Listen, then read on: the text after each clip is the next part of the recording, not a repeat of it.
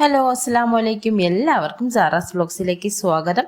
ഇന്ന് നമ്മൾ ഈസ്റ്റർ സ്പെഷ്യലായിട്ട് നല്ലൊരു അടിപൊളി ചിക്കൻ ഫ്രൈഡ് റൈസിൻ്റെ റെസിപ്പി വീഡിയോ ആണ് ചെയ്യുന്നത്.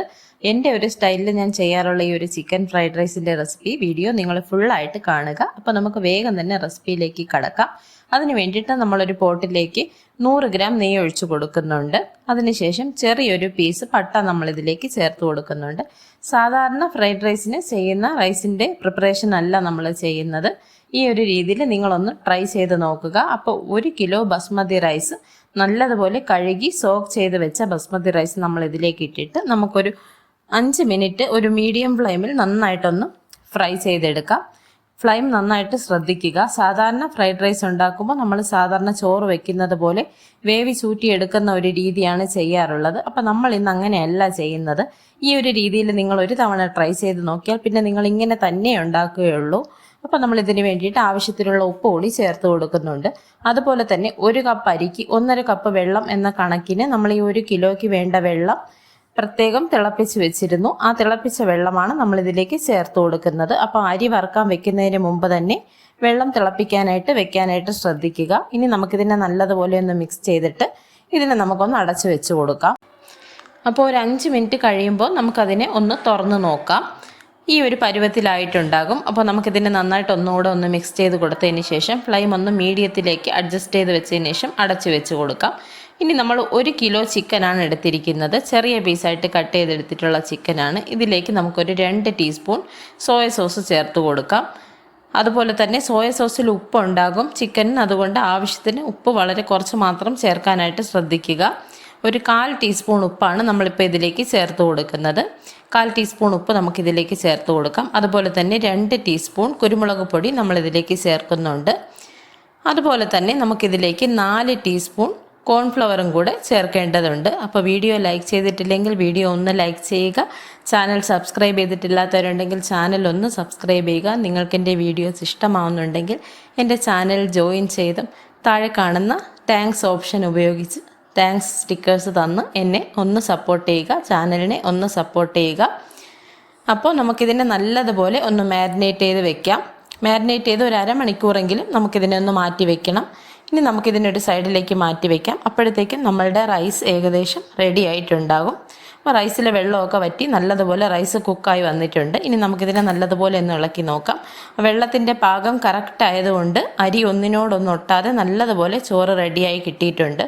1-2 പേര് എന്നോട് സംശയം ചോദിച്ചിട്ടുണ്ടായിരുന്നു ഈ ഫ്രൈഡ് റൈസിനെ പറ്റി. അപ്പോൾ ആ വീഡിയോ എല്ലാവരും ഒന്ന് കണ്ടു നോക്കുക. ഇനി നമുക്ക് അത്യാവശ്യം ഒരു 2-3 ടേബിൾ സ്പൂൺ എണ്ണ ഒഴിച്ച് കൊടുത്തിട്ടുണ്ട്. 1 ടീസ്പൂൺ ജിഞ്ചർ ഗാർലിക് പേസ്റ്റും ഒരു 4 പച്ചമുളക് വട്ടത്തിന് അരിഞ്ഞതുമാണ് ഇതിലേക്ക് ചേർത്ത് കൊടുത്തിട്ടുള്ളത്. ചെറിയൊരു ടീസ്പൂൺ ജിഞ്ചർ ഗാർലിക് പേസ്റ്റ് മതിയാകും. നമുക്കിതിനെ ചെറുതായിട്ടൊന്ന് വഴറ്റിയെടുക്കാം. അതിനുശേഷം നമുക്ക് ആവശ്യമുള്ള വെജിറ്റബിൾസൊക്കെ നമ്മൾ നേരത്തെ തന്നെ കട്ട് ചെയ്ത് വെച്ചിട്ടുണ്ട്. ഏകദേശം ഒരു 100-150 ഗ്രാമോളം ബീൻസ്, അതുപോലെ തന്നെ സെയിം അളവിൽ തന്നെ ക്യാരറ്റും 1 ക്യാപ്സിക്കം ചെറുതായിട്ട് മുറിച്ചതുമാണ് നമ്മൾ ഇതിലേക്ക് ചേർത്ത് കൊടുക്കുന്നത്. നിങ്ങൾക്ക് കൂടുതലായിട്ട് വെജിറ്റബിൾസൊക്കെ ഇതിൽ ആഡ് ചെയ്ത് കൊടുക്കാവുന്നതാണ്. ഗ്രീൻ പീസും കോളിഫ്ലവറും ഒക്കെ ചേർത്ത് കൊടുക്കാവുന്നതാണ്. അപ്പോൾ നമ്മളിവിടെ ഇത്രയാണ് ചേർത്ത് കൊടുത്തിരിക്കുന്നത്. ഇനി ഇതിനെ നമുക്ക് നല്ലതുപോലെ ഒന്ന് വഴറ്റിയെടുക്കണം. ഒരല്പം കുരുമുളക് പൊടി, ഏകദേശം ഒരു 1/2 ടീസ്പൂൺ കുരുമുളക് പൊടി ഇതിലേക്ക് നമ്മൾ ചേർത്ത് കൊടുത്തിട്ടുണ്ട്. ഇനി നമുക്കിതിലേക്ക് ഒരല്പം ഉപ്പ് കൂടി ചേർത്ത് നന്നായിട്ടൊന്ന് മിക്സ് ചെയ്ത് ഒരു 2 മിനിറ്റ് ഇതിനെ ഒന്ന് അടച്ച് വെച്ച് ഒരു ലോ ഫ്ലെയിമിൽ നമുക്കൊന്ന് കുക്ക് ചെയ്തെടുക്കാം. ഇത് ചെറുതായിട്ടൊന്ന് വാടി വന്നാൽ മതി. ഒരു ക്രഞ്ചി ആയിട്ടുള്ള പരുവത്തിലാണ് നമുക്കത് വേണ്ടത്. നമുക്ക് അതേസമയം വേറൊരു പാനിലേക്ക് കുറച്ച് എണ്ണ ഒഴിച്ച് നമ്മൾ മാരിനേറ്റ് ചെയ്ത് വെച്ചിരിക്കുന്ന നമ്മുടെ ചിക്കൻ പീസസ് ഇട്ട് നന്നായിട്ടൊന്ന് ഫ്രൈ ചെയ്തെടുക്കണം. അപ്പോൾ ഫ്രൈഡ് റൈസിൻ്റെ പ്രൊസീജിയർ എന്ന് പറയുന്നത് ഇങ്ങനെ സ്റ്റെപ്പ് ബൈ സ്റ്റെപ്പായിട്ടാണ് പോകുന്നത്. ഒന്നൊന്നായിട്ട് നമ്മളിങ്ങനെ ചെയ്ത് ഒന്നൊന്നായിട്ട് മാറ്റി വയ്ക്കും. ലാസ്റ്റാണ് നമ്മൾ അതിൻ്റെ ഫൈനലായിട്ടുള്ള ഒരു പ്രിപ്പറേഷൻ ചെയ്യുന്നത്. അപ്പോൾ നമുക്ക് ചിക്കൻ നന്നായിട്ട് ഫ്രൈ ചെയ്തെടുക്കാം. പിന്നെ നിങ്ങളുമായിട്ട് എനിക്കൊരു ഹാപ്പി ന്യൂസ് ഷെയർ ചെയ്യാനുണ്ട്. നമ്മളുടെ ചാനൽ 5K സബ്സ്ക്രൈബേഴ്സ് ആയിട്ടുണ്ട്. അപ്പോൾ നിങ്ങളുടെ എല്ലാവരോടും, നിങ്ങൾ ഓരോരുത്തരോടും ഒരുപാട് നന്ദിയുണ്ട്. നിങ്ങൾ സപ്പോർട്ട് ചെയ്യുന്നത് കൊണ്ട് മാത്രമാണ്. വീണ്ടും സപ്പോർട്ട് ചെയ്യുക. ഇനിയും ചാനൽ സബ്സ്ക്രൈബ് ചെയ്തിട്ടില്ലാത്തവരുണ്ടെങ്കിൽ ചാനൽ ഒന്ന് സബ്സ്ക്രൈബ് ചെയ്യുക, വീഡിയോസ് കാണുക. നിങ്ങളുടെ അഭിപ്രായങ്ങൾ എന്തു തന്നെയായാലും അത് കമൻസിൽ രേഖപ്പെടുത്തുക. അതുപോലെ തന്നെ റെസിപ്പി വീഡിയോസ് കാണാൻ ഇഷ്ടപ്പെടുന്ന നിങ്ങളുടെ ഫ്രണ്ട്സിനും റിലേറ്റീവ്സിനും ഒക്കെ എൻ്റെ ഈ വീഡിയോസ് ഒന്ന് ഷെയർ ചെയ്ത് കൊടുക്കുക. അപ്പോൾ നമ്മൾ ചിക്കൻ പീസസ് വറുത്ത് കോരി എടുത്തിട്ടുണ്ട്. ബാക്കിയുള്ള ചിക്കനും കൂടി നമുക്കിതുപോലെ തന്നെ ഒന്ന് ഫ്രൈ ചെയ്തെടുക്കണം. ഇനി നമുക്ക് ഇതിൻ്റെ അടുത്ത പ്രൊസീജിയർ ചെയ്യാനായിട്ട് ഈ ഓയിലിൽ തന്നെ നമ്മളൊരു 4 കോഴിമുട്ട കുറച്ച് കുരുമുളക് പൊടിയും ഉപ്പും കൂടി ചേർത്ത് മിക്സ് ചെയ്ത് വെച്ചിരിക്കുന്നത് നമുക്കൊന്ന് ചിക്കി പൊരിച്ചെടുക്കണം. സ്ക്രാമ്പിൾഡ് എഗ്ഗ് നമുക്ക് റെഡിയാക്കി എടുക്കണം. ഇതിൽ കുറച്ച് കുരുമുളകിൻ്റെ ഫ്ലേവർ കൂടുതൽ വേണം എന്നുള്ളതുകൊണ്ട് ഞാനിതിലേക്ക് ഒരല്പം കുരുമുളക് പൊടി കൂടി ചേർത്ത് കൊടുക്കുന്നുണ്ട്. ഫ്രൈഡ് റൈസിലേക്ക് നമ്മൾ ഉപയോഗിക്കുന്ന കുരുമുളകിൻ്റെ അളവ് നിങ്ങൾക്ക് കൂട്ടിയോ കുറച്ചോ ഉപയോഗിക്കാവുന്നതാണ്. നിങ്ങളുടെ എരിവിനും രുചിക്കും അനുസരിച്ച് നിങ്ങൾക്കതിൽ മാറ്റം വരുത്താവുന്നതാണ്. അതിന് കൃത്യമായിട്ട് അങ്ങനെ അളവൊന്നുമില്ല. അപ്പോൾ എനിക്കൊരല്പം ഫ്ലേവർ കൂടുതൽ വേണമെന്നുള്ളതുകൊണ്ട് ഞാൻ കുറച്ച് കൂടുതലായിട്ട് ചേർത്ത് കൊടുക്കുന്നു എന്ന് മാത്രം. നമ്മളുടെ വെജിറ്റബിൾസ് ഇവിടെ റെഡി ആയിട്ടുണ്ട്. ഈ ഒരു പരുവത്തിൽ വേണം നമുക്കതിനെ വേവിച്ചെടുക്കാനായിട്ട്. ഒത്തിരി അങ്ങ് വെന്ത് പോയിട്ടില്ല. നമ്മൾ നേരത്തെ വേവിച്ച് വെച്ചിരിക്കുന്ന നമ്മളുടെ റൈസ് നമുക്കിതിലേക്ക് അല്പമായിട്ട് ഇങ്ങനെ തട്ടിക്കൊടുക്കാം.